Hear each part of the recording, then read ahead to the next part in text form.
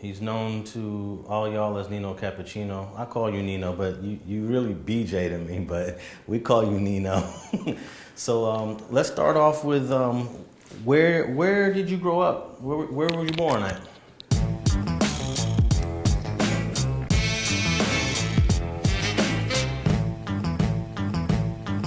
I was originally born from Jackson, Kansas City, Missouri, by way of Texas to Cali, man. We landed in Cali in the early 70s, like 69, 70. My father had obtained some property off of 103rd, between 101st and 103rd and Broadway.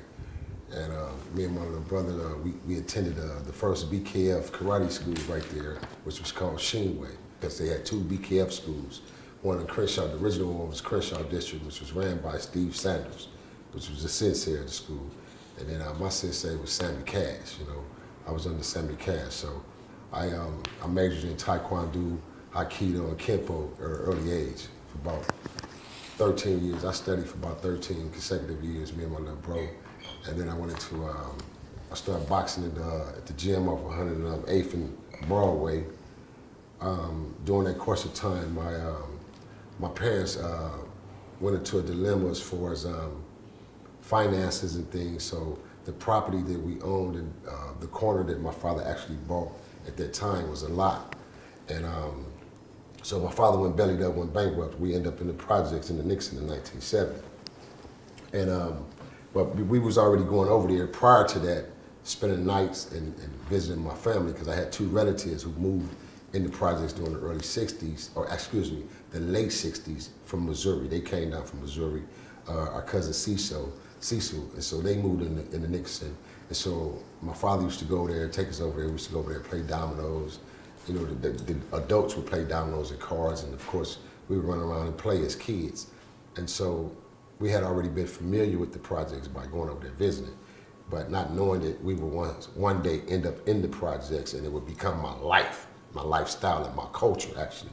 That wasn't the plan. So, you know, things took its toll. But nevertheless, I'm from the turf, I'm from the mighty WNGs, Nickerson Gardens, Watch Nickerson Gardens, second generation. I grew up under that second generation umbrella of bounty hunters.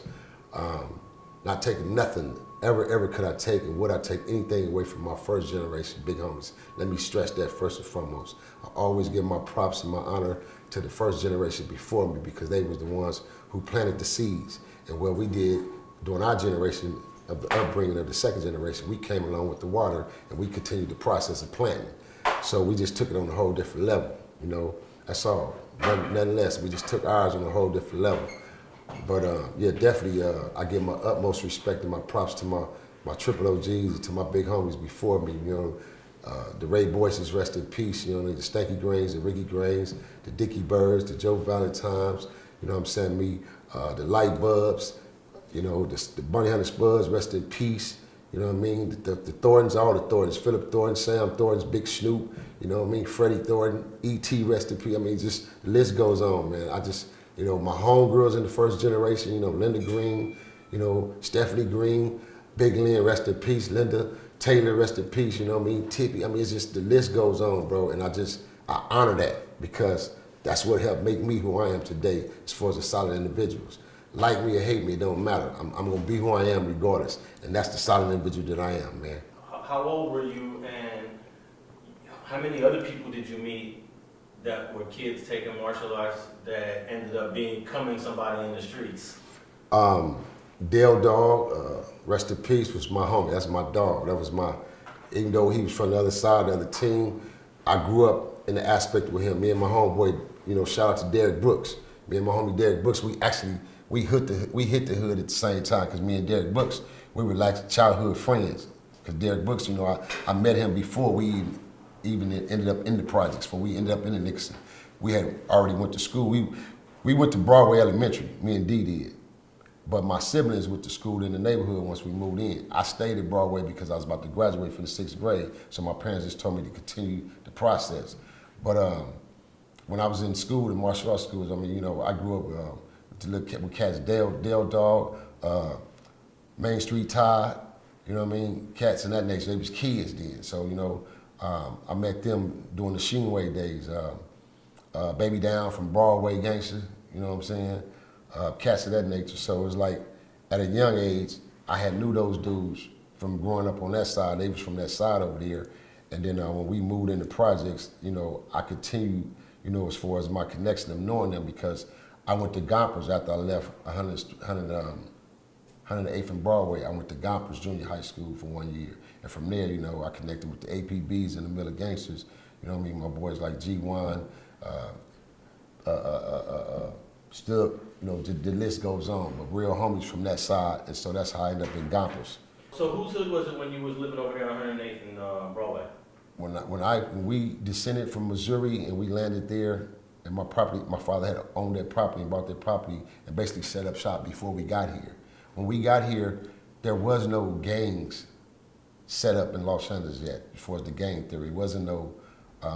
There was no neighborhood right there in that area. There was no specific hood.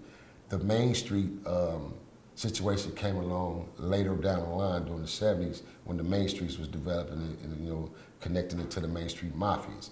I don't know the exact date and time of their development, but I know that was the era that it was, surrounded as far as it becoming a Crip neighborhood or a predominant Crip neighborhood. Whether that was just a community, So by the time all that started, you guys had already moved out of there? Yeah. Definitely. We was in the projects at that time point. I was already introduced to the Nickerson and, the Bonnie Hunter phase. This is during 75 and 74 aspects, so at a young age as a kid, so yeah, we were already gone. Thanks for watching StreetTV.net. If you're not subscribed, please hit that button below and click the bell to receive alerts and notifications. Feel free to comment below so you can give us your feedback, and be sure to watch the 2 related episodes to the right. If you want to support this platform or follow us on social media, visit the links in the description, and thanks for watching StreetTV.net.